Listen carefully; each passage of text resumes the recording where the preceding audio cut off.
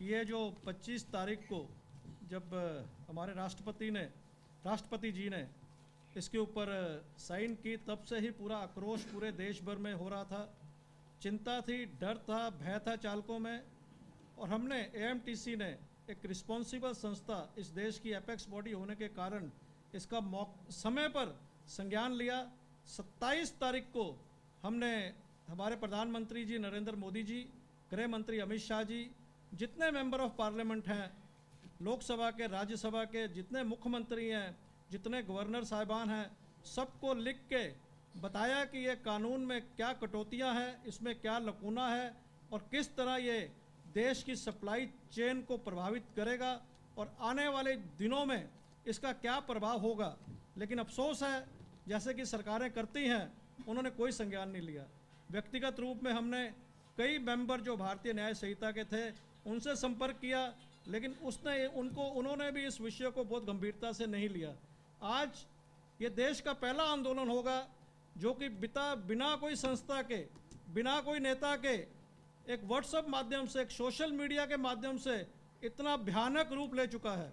और जब social media और व्हाट्सएप के कारण कोई आंदोलन होता है, उसकी गंभीरता को, और जो आग लगी है, इसका अनुमान लगाना बहुत मुश्किल है। हम एक रिस्पॉन्सिबल एक संस्था हैं, देश हित की संस्था हैं, और सबसे पहले तो जैसे काला कानून का हम विरोध करते हैं, हम चालकों के साथ में डट कर खड़े हैं। उनकी चिंताएं हमारी चिंताएं हैं। मालक है तो चालक है, चालक है तो मालक है, और चक्का भी अगर मालक है तो चालक है तो चक्का है। अगर चक्का नहीं रहेगा, अगर चक्का नहीं चलेगा तो पूरे देश की अर्थव्यवस्था ठप हो जाएगी। आज आप देख रहे हैं, हमने जो अपने चिंताएं व्यक्त की थी, अगर समय पर सरकार इसका संज्ञान लेती तो आज ये शायद नौबत ना आती। 1 तारीख को स्पॉन्टेनियस रिएक्शन हुआ, कोई प्लान नहीं था, कोई स्ट्रेटेजी नहीं थी, कोई नीति नहीं थी, लेकिन जगह जगह पे चालकों ने अपना गुस्सा, अपनी चिंताएं, अपना डर सड़कों पर प्रदर्शन किए। सड़कें रोकी गई, गाड़ी चलाने से मना कर रहे हैं, अपने लाइसेंस को जला दिया है, परमिट को जला दिया है, और अपना झोला लेके अपने गांव की तरफ वापस जा रहे हैं। हम एक रिस्पॉन्सिबल एसोसिएशन होने के कारण हमने सरकार से पिछले 3 दिन से अपील कर रहे हैं, लगातार अपील कर रहे हैं कि इस मुद्दे को आसान मत लीजिए, गंभीरता देखिए, ये आग जो लगी है इसको बुझाने का काम करिए। और हम भी जो आग लगी है उसमें हम कोई तेल नहीं डाल रहे, इस वक्त हम इसको बुझाने का काम कर रहे हैं। देश भर में जो मैनेजिंग कमेटी मीटिंग आज हुई है, 4 घंटे चली है, जो गुस्सा लोगों में है, जो रोष है, हम इसमें प्रकट नहीं कर सकते क्योंकि संदेश गलत जाएगा। आज परिस्थितियों को देखते हुए काफ़ी एक्शन प्लान थे, लेकिन जो परिस्थितियां आपके आने के बाद में जो बदलाव हुआ है, हम बड़े संयम से, जो हमें कॉल आया 7 बजे होम सेक्रेटरी का, और उसमें हमें विश्वास है कि ये जो काला कानून है इसका एक ही हल है, इसको रिकॉल करें, इसको रिकॉल करें, इसको रिकॉल करें। The ball is in the government court. Government की तरफ से, गृह मंत्रालय की तरफ से, गृह मंत्री की तरफ से, उच्च अधिकारी की तरफ से संदेश जाना चाहिए चालकों को कि भाई आप चिंता मत करें, ये कानून हम गलती से ले आए थे, हमने स्टेक होल्डर से कंसल्ट नहीं किए थे, आपका ओपिनियन नहीं लिए थे, हम इसको वही कानून रखें जो तो पहले था। आपको डिबेट करना है, आपको कोई और कुछ कार्रवाई करनी है, उसके लिए बात की बात है। अगर डिबेट करेंगे तो कई महीने निकल जाएंगे, लेकिन स्थिति जो बिगड़ती जा रही है, ये क्या रूप लेगी इसकी कोई कल्पना हम भी नहीं कर सकते, आप भी नहीं कर सकते, सरकार भी नहीं कर सकती। और मजबूरन अगर 1-2 दिन और देरी हुई तो हमें अपनी ठोस नीति के साथ में, पहले ही ये हाल है देश का, अगर कल्पना करिए कि अगर एएमटीसी यहाँ से कोई कॉल दे देता तो क्या रूप ले लेगा। तेल सप्लाई पूरी बंद है, आज तक कोई भी आंदोलन में हमने एसेंशियल कमोडिटी को बाहर रखा है। आज पहला निशाना एसेंशियल कमोडिटी है। तेल सप्लाई बंद है, एलपीजी बॉटलिंग प्लांट बंद हो चुके हैं, रिलायंस जैसे कंपनियां ठप हो चुकी हैं, अडानी पोर्ट पूरा ठप है, नवा शिवा पोर्ट पूरा ठप है, इंपोर्ट एक्सपोर्ट पूरा रुका हुआ है। आज अगर अनुमान लगाएं कि 1 करोड़ गाड़ियां हैं औसत 3,500 रुपये एक गाड़ी का नुकसान दिन का हो रहा है। आप खुद ही कैलकुलेट करके चला दें क्या कितना नुकसान हो रहा है। 1 करोड़ गाड़ी का अगर 3,500 से लगाते हैं तो ये देश की अर्थव्यवस्था को किस तरह नुकसान कर रहा है, और नुकसान हमारा हो रहा है। और इसकी गंभीरता को देखिए, जब चालक चले गए उनको लाना बहुत मुश्किल होगा, बहुत कठिन होगा। ये कोविड के समय इसका हमें एक्सपीरियंस है। जब चालकों को गांव से बुलाना था, 1-1 महीना लग गया था, 2-2 महीने लग गए थे वापस आने को। अभी गाड़ी पटरी से अगर उतर जाएगी तो गाड़ी को पटरी पे लाना बहुत मुश्किल, बहुत कठिन होगा।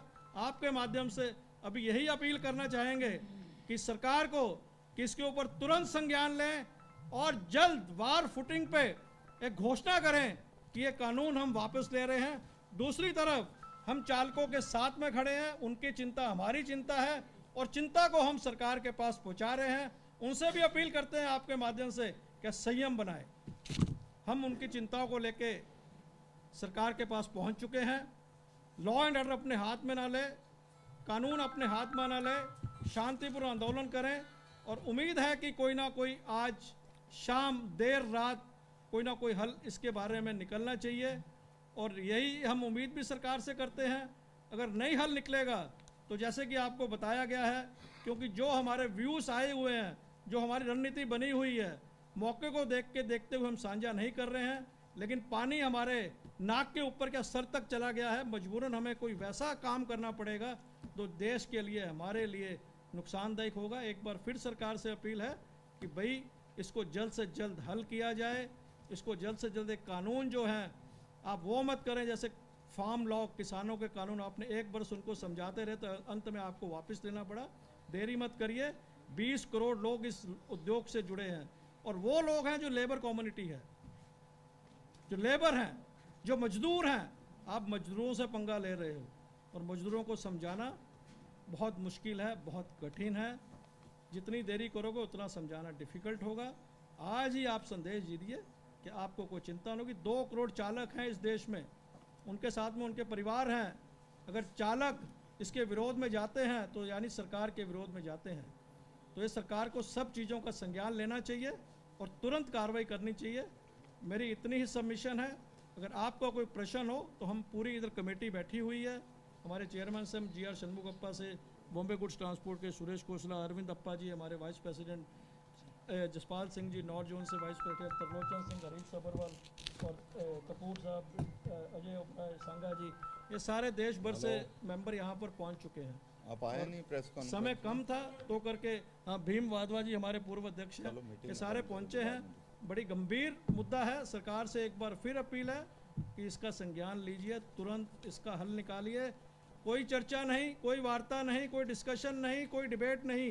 एक ही है कि वापस लीजिए और संदेश ड्राइवरों को पहुंचाइए। आज परिस्थिति क्या चाहती है कि आग लगी है, उसको पानी डाल के बुझाना कैसे है। तो बुझाने का काम मिलजुल कर करें। और चालकों से अपील है कि चिंता उनकी हमारी चिंता है, हमने सरकार के पास ले रखी है। और उनसे भी है कि संयम बरतें, लॉ एंड ऑर्डर मेंटेन करें। यही हमारे आपके माध्यम से आज का यही संदेश पूरे देश भर के लिए सरकार के पास और चालकों के लिए।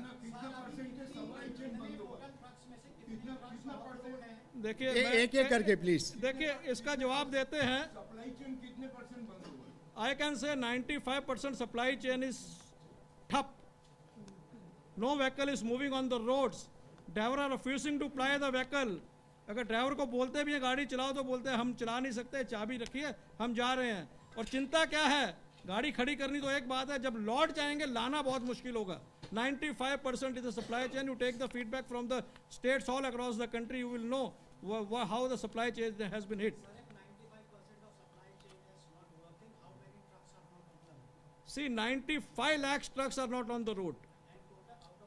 1 crore, but the rest are standing in the garages, in the parking area. 95% trucks are not on the road. That is amounts to 95 lakhs. Sir, did you take up the matter with the Minister for Road Transport? See, the matter has been taken. We have got the call from the Home Secretary for a meeting at 7 p.m. to today, late evening, and we are hopeful for a positive resolution. Sir, if the government does not agree with your demand, what is the plan of See, we... that you will include essential commodities? No, see, It's you against the government. see, this is, first of all, you should understand, this is not the call given by the AMTC till now. We have not given any official call. This is spontaneous reaction by the drivers, which we are seeing on the road. We are appealing to them to keep patience, don't take law and order into your hand, and also appealing to the government कि जो आग लगी है इसको बुझाइए जल्दी, इसमें देरी मत करिए.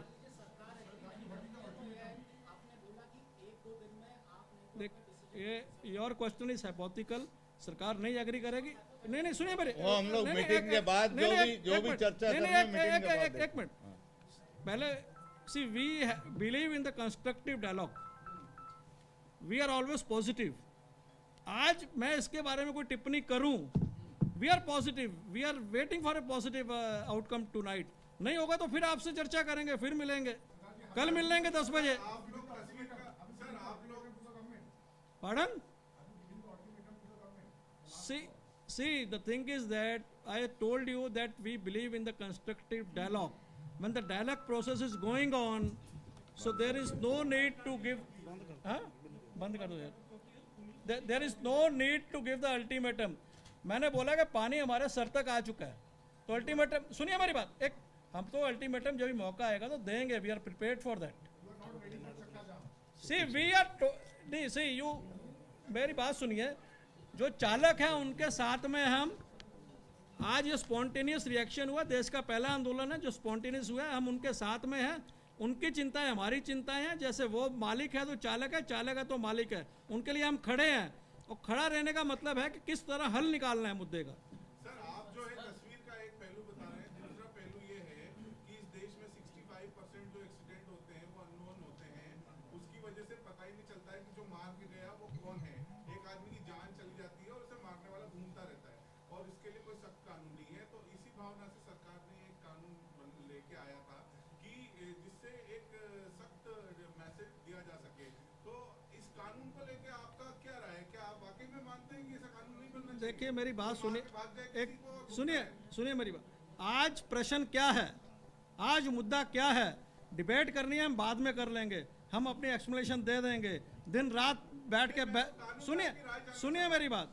कानून किसके ऊपर इंप्लीमेंट होता है? चालक के ऊपर. अगर चालक गाड़ी चलाने से मना करता है तो उसके लिए इंप्लीमेंट कर पाएंगे आप? It is possible. Do you want to create a unrest in the country, or do you want to run the country in a smooth manner? Do you want to stop the supply chain? No government will do that, no association will do that. एक एक करके पूछो. अभी आपने कोई call नहीं किया है, लेकिन ये जो ड्राइवरों का अरेस्ट है इसके पीछे जो है बेसिकली ट्रांसपोर्टर्स इसको के कहने में या वो अपवाद है.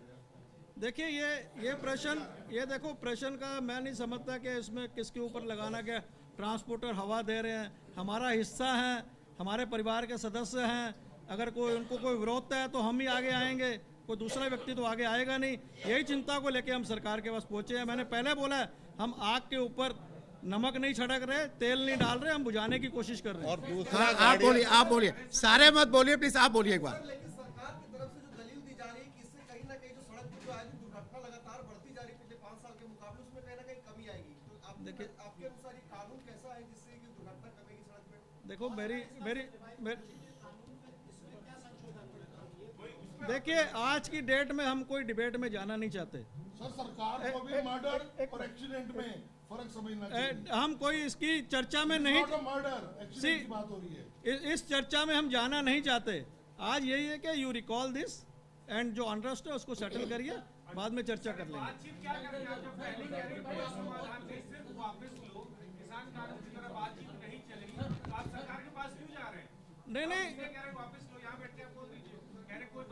नहीं देखिए भाई साहब, ये है ना, आपको डायलॉग करना पड़ता है, कंस्ट्रक्टिव डायलॉग करना पड़ता है. ये बात नहीं है कि आपने बोल दो वापस ले लो और आप घर बैठ जाइए. आखिर रास्ता तो डायलॉग से ही है ना, आखिर बातचीत से ही रास्ता है ना.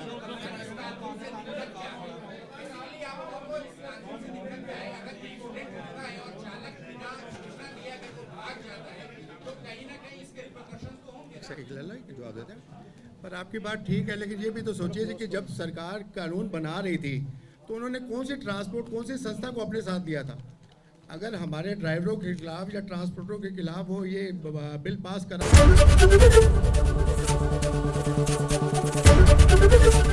एबीपी गंगा, खबर आपकी, जुबान आपकी।